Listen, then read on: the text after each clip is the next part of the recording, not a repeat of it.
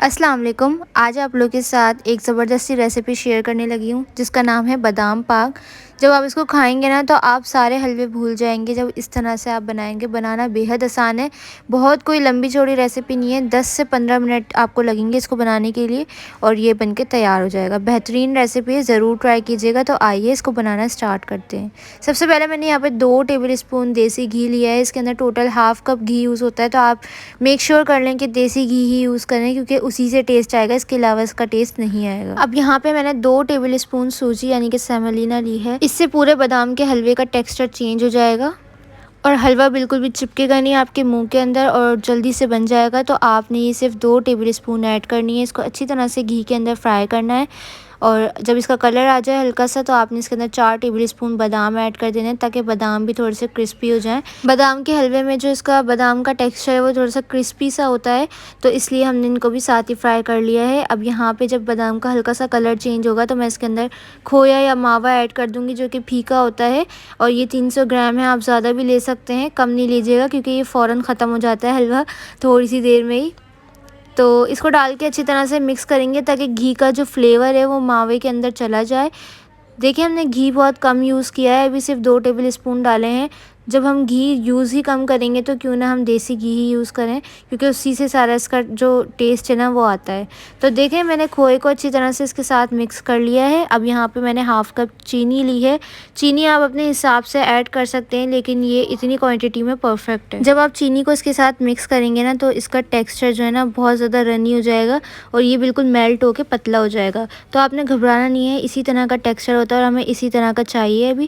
تو دیکھیں ماوا جو ہے وہ چینی کے ساتھ سارا میلٹ ہو گیا ہے، تو اب آپ نے یہاں پہ 2 ٹیبل اسپون گلوکوز ایڈ کر دینا ہے۔ اس سے بالکل بھی مٹھاس نہیں آئے گی لیکن یہ بہت اچھا ٹیکسچر دے گا، جو حلوائی ہیں وہ یوز کرتے ہیں اور یہ آپ کو حلوائی کی دکان پہ ایزیلی مل جائے گا۔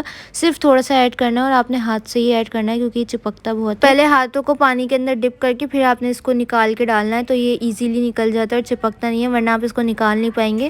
تو دیکھیں اس کا جو فائدہ ہے نا وہ یہ ہے کہ جب آپ اس کو توڑیں گے نا تو اس کے اندر چھوئی سے ٹیکسچر آئے گا، ایک کھچنے والا جو ٹیکسچر ہوتا ہے نا وہ اسی سے آتا ہے، تو یہ لازمی ایڈ کیجیے گا۔ اب یہاں پہ ہم فوڈ کلر ایڈ کر رہے ہیں جو کہ یلو ہے، بادامی کلر دینے کے لیے۔ آپ چاہیں تو نہ بھی ایڈ کریں لیکن ایڈ کریں گے تو یہ ایگزیکٹ وہی کلر آئے گا جو ہم بادام پاک لیتے ہیں حلوائی سے۔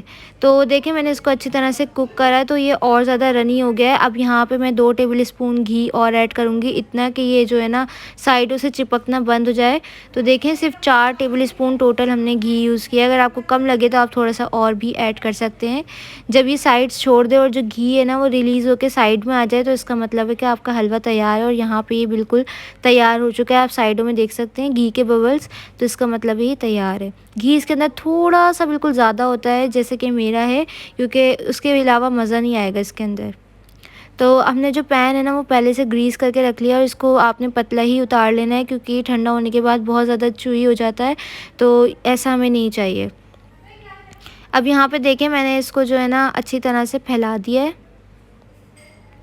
اور آپ نے اس کو فوراً سے ٹھنڈا کر لینا ہے، گرم بھی سرو کر سکتے ہیں۔ بادام ایڈ کر دیں گے اوپر سے گارنشنگ کے لیے اور آپ کا جو بادام پاک ہے وہ بن کے تیار ہو گیا ہے۔